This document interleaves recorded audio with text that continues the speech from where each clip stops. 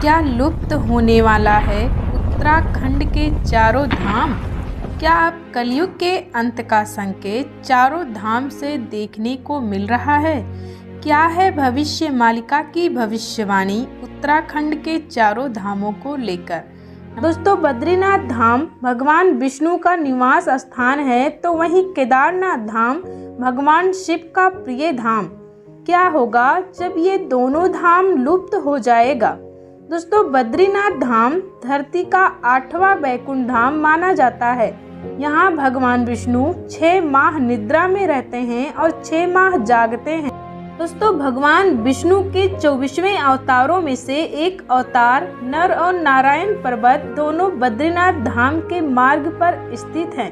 पुराणों के अनुसार नर और नारायण की तपस्या से प्रसन्न होकर भगवान शिव केदारनाथ धाम में प्रकट हुए थे। मान्यताओं के अनुसार गंगा स्वर्ग की नदी मानी जाती है।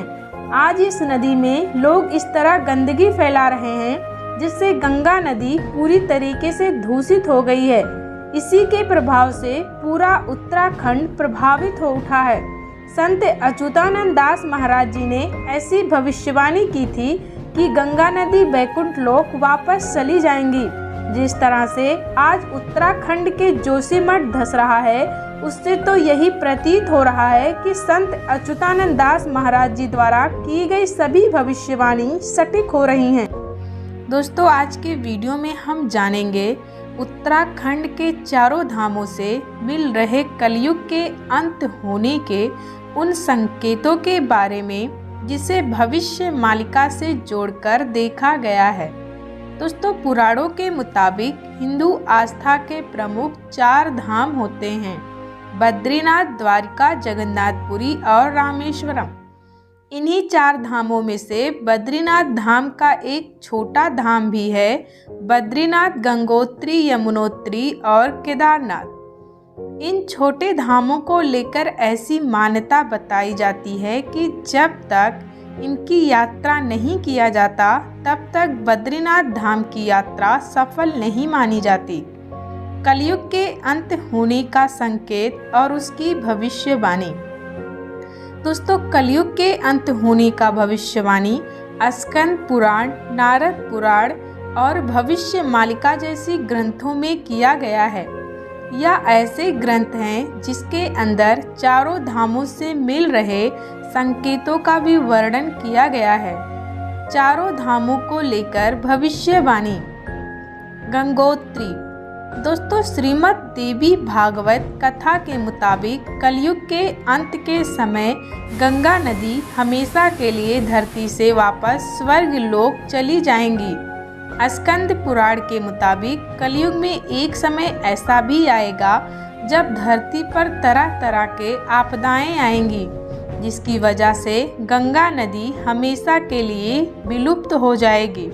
भविष्य मालिका के मुताबिक कलयुग का 5000 वर्ष बीत जाने के बाद गंगा नदी हमेशा के लिए सूख जाएंगी। यहाँ हम आपको स्पष्ट कर दें कि कुछ वैज्ञानिकों ने इस बात का दावा किया है कि वार्मिंग ग्लेशियर के पिघलने की वजह से गंगा नदी धीरे धीरे करके सूखने लगी है, यानी गंगा नदी का लुप्त होने का समय समीप आ गया है। यमुनोत्री धाम यानी यमुना नदी का लुप्त होना। आपको जानकर हैरानी होगी कि वार्मिंग ग्लेशियर के पिघलने की वजह से यमुना नदी भी धीरे धीरे करके सूखने लगी है। साल 2022 में दिल्ली एनसीआर में ऐसा पहली बार हुआ है कि यमुना नदी का जलस्तर कम होता देखा गया है। स्कंद पुराण और नारद पुराण के मुताबिक जिस दिन कलयुग के अंत के समय यमुनोत्री धाम लुप्त हो जाएगा, अब यमुनोत्री धाम भी कलयुग के अंत होने का संकेत देने लगा है। केदारनाथ धाम को लेकर भविष्यवाणी। दोस्तों, केदारनाथ धाम भगवान शिव का प्रमुख धाम माना जाता है। इसे 12 ज्योतिर्लिंगों में से एक ज्योतिर्लिंग भी माना गया है। मान्यताओं के अनुसार भगवान शिव आज भी इस धाम में निवास करते हैं। पुराणों की माने तो जिस दिन कलयुग में पाप की मात्रा हद से ज़्यादा बढ़ जाएगा, उस दिन केदारेश्वर धाम से भगवान शिव हमेशा के लिए रूठकर चले जाएंगे और वह पुनः भविष्य केदारेश्वर के नाम से नई धाम में उत्पन्न होंगे। बद्रीनाथ धाम को लेकर भविष्यवाणी। दोस्तों, स्कंद पुराण के मुताबिक बद्रीनाथ धाम को लेकर भविष्यवाणी। दोस्तों, स्कंद पुराण के मुताबिक कलयुग के अंत के समय बद्रीनाथ धाम अपनी जगह से लुप्त हो जाएगा और पुनः बद्रीनाथ धाम से आगे भविष्य बद्री के नाम से उत्पन्न होगा। यानी भगवान विष्णु बद्रीनाथ धाम से लुप्त होकर भविष्य बद्री में भक्तों को दर्शन देंगे। दोस्तों, जिस तरह से अभी हाल ही में बद्रीनाथ धाम की दीवारों में दरारें देखी गईं, उससे तो यही प्रतीत हो रहा है कि कलयुग के अंत को लेकर जो भविष्यवाणी बद्रीनाथ धाम पर किया गया है वह अब सत्य हो रहा है। दोस्तों, भविष्य मालिका की भविष्यवाणी के मुताबिक जिस दिन नर नारायण पर्वत आपस में मिल जाएंगे, उस दिन बद्रीनाथ धाम जाने का मार्ग हमेशा के लिए बंद हो जाएगा। भविष्य मालिका की भविष्यवाणी चारों धामों को लेकर। दोस्तों, जिनको नहीं पता है उन्हें हम बता दें कि भविष्य मालिका उड़िया भाषा में लिखी हुई एक ग्रंथ है, जिसे उड़ीसा में जन्मे पंच संतों ने मिलकर लिखा है, जिसके अंदर कलयुग के अंत होने की बहुत सी भविष्यवाणियाँ की गई हैं। भविष्य मालिका की भविष्यवाणी के मुताबिक कलयुग के अंत के संकेत हमें चारों धामों से देखने को मिलेंगे। भविष्य मालिका के मुताबिक जब कलयुग का अंत होगा तब पुराने देव स्थान हमेशा के लिए लुप्त हो जाएंगे और कुछ खत्म होने की अवस्था में भी आ जाएंगे।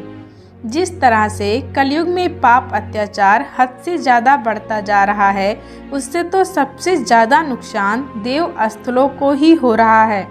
आने वाले कुछ सालों में ऐसे बहुत से देव स्थल हैं जो अपनी जगह से धीरे धीरे करके लुप्त हो रहे हैं और कुछ ऐसे भी हैं जो लुप्त होने की अवस्था में आ गए हैं।